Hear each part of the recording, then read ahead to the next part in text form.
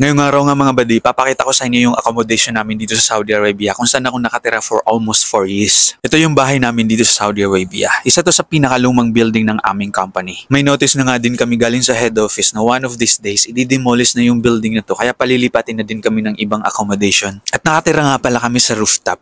Mas maganda nga na nakatira kami sa rooftop kasi yung mga flat dito sa baba, ang daming surot. At least dito sa rooftop, nahihirapan ng pumanik yung mga surot dito kaya surot free kami dito. Yun nga lang, hihingalin ka talagang umakyat kasi 5 palapag to tapos wala pang elevator. Pero sobrang napaka-comfortable dito sa taas kasi sariwa yung hangin dito tapos walang amoy. Tapos isa pa sa mga benefits dito, yung pagsasampay mo ng mga nilabhan, madali lang matuyo dito sa amin. Meron nga din pala kami mga sink at saka mga salamin dito sa labas where you can brush your teeth. And then from the other side, makikita mo naman yung aming washing machine. Ayan pala, naglalaba nga pala ako. Naglalaba ako ng mga trouser at saka yung bedsheet ko. Dito magagamit mo naman lahat ng free ito. Yung mga washing machine, tubig, kuryente, pati na rin yung heater. Basta lahat free dito sa aming accommodation. At may 6 din kaming CR dito sa taas. Hindi ko na pinakita sa inyo. Ito lang yung pinakita ko sa inyo kasi ito yung pinaka-favorite kong CR. Dito rin ako palagi naliligo at saka dito rin ako madalas nagpipicture. Yung mga nakikita niyo sa mga pictures ko, dito yon. Maluwag kasi dito at saka meron akong mapaglalagyan ng camera kaya dito ako madalas nagbi-video or nagpipicture. Lahat din pala ng CR namin dito mayroong heater. Tapos eto naman yung aming soft water. Maiinom to siya pero hindi namin iniinom yan. Pinangluluto lang namin yan. Pinangsasaing, ganun. Bumibili kasi kami ng mineral water para pang inom. Tapos eto yung tangke ng soft water namin. Tapos itong area naman to, dito ako nagbo-voice over. Lahat ng vlog ko dito ko binoise over. And then meron din kaming dalawang kitchen dito. Hindi ko na pinakita yung isa kasi magkapareho lang naman ang itsura. Dito ako madalas nagluluto ng mga binablog ko. Tapos yung ginagamit naming gasol, free din yan. Covered din ng company namin yan. Tapos itong cabinet na to, nilalagyan ko lang ng mga condiments to. Hindi ko na rin masyadong pinakita kasi magulo. At syempre, papasok na tayo sa aming room. Pero pasensya na kayo kasi magulo talaga to. Baka nga after ng vlog na to, mawalan na ako ng followers kasi sasabihin nyo, napakaburara naman na itong taong to. But the reality is, malinis naman po to. Wala lang po talaga kaming oras para magligpit. Then itong bottled water na to, hindi po iniinom yan. Pinangliligo po namin yan. Kasi pagka summer po, kailangan namin magpalamig ng tubig dito sa loob. Mainit po kasi yung tubig doon sa gripo. Tapos dito na side naman, makikita mo naman yung luggages ko. Tapos yung basket na nilalagyan ko ng hindi natiklop na damit. Then of course, yung timba na lagayan ng bigas. Di mawawala yan syempre. And this side naman, yung lagayan ko ng rice cooker na merong konting kanin at saka yung sinangag na rice. Dito rin ako kumakain madalas. Tapos konting side view lang, makikita mo na din yung side table ng aking kama.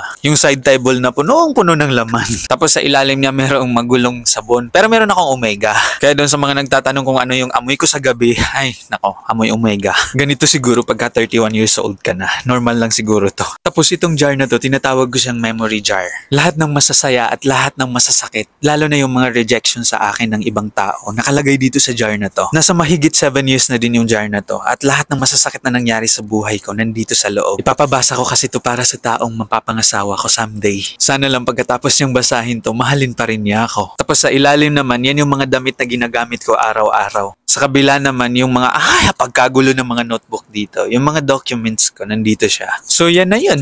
Yan na yung kabuuan na makikita dito sa tulugan ko. Comfortable naman matulog dito. May aircon, tapos hindi maingay. Tapos yung mga uniform ko, nakasampay lang din yan sila. Ayun, sa loob ng halos 4 na taon, ito yung tirahan ko. Dito ako natutulog, dito ako kumakain, dito ako nagpapahinga. Actually, hindi mo kasi matatawag ito na home eh. Hindi kasi to home.